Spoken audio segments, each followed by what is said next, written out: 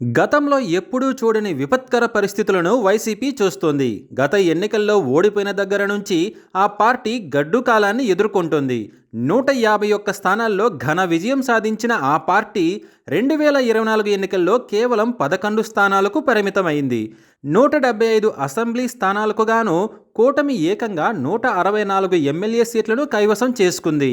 అధికార వైసీపీ కేవలం 11 స్థానాల్లో మాత్రమే విజయం సాధించింది. వైసీపీ కీలక నేతలు, మంత్రులు ఈ ఎన్నికల్లో ఘోరంగా ఓడిపోవడం జరిగింది.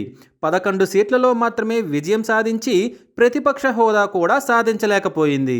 4 పార్లమెంటు స్థానాలకు మాత్రమే ఆ పార్టీ పరిమితమైంది. ప్రభుత్వ వ్యతిరేకత, ప్రజా ఆగ్రహంతో వైసీపీ కంచుకోటలు కూడా బద్దలయ్యాయి. వైసీపీ ఘోర ఓటమితో ఆ క్యాడర్ డీలా పడిపోయింది. మరోవైపు పార్టీకి కీలక నేతలంతా కూడా రాజీనామా చేస్తున్నారు.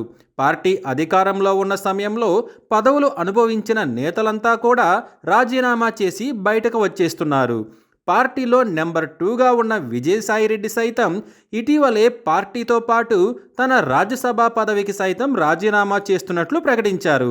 పార్టీ నుంచి వెళ్ళేవారు తప్పిస్తే పార్టీలోకి వచ్చే నేతలెవ్వరూ కనిపించడం లేదు. ఇలాంటి పరిస్థితుల్లో గత ఎన్నికల ముందు పార్టీని వీడిన నేత తిరిగి వైసీపీలోకి ఎంట్రీ ఇవ్వాలని భావిస్తున్నారని తెలుస్తుంది. ఆ నేత మరెవరో కాదు, సీనియర్ నేత కాపు రామచంద్రారెడ్డి. గత సార్వత్రిక ఎన్నికల ముందు ఆయన వైసీపీని వీడి బీజేపీలో చేరారు. రాయలసీమలోని అనంతపురం జిల్లా రాయదుర్గం నియోజకవర్గం నుంచి పలుమార్లు ఎమ్మెల్యేగా గెలిచిన సీనియర్ నేత కాపు రామచంద్రారెడ్డి 2019 ఎన్నికల్లో వైసీపీ నుంచి ఎమ్మెల్యేగా విజయం సాధించిన ఆయనకు తిరిగి టికెట్ ఇవ్వడానికి జగన్ నిరాకరించారు. దీంతో ఆయన కాంగ్రెస్లోకి వెళ్లేందుకు ప్రయత్నించారు.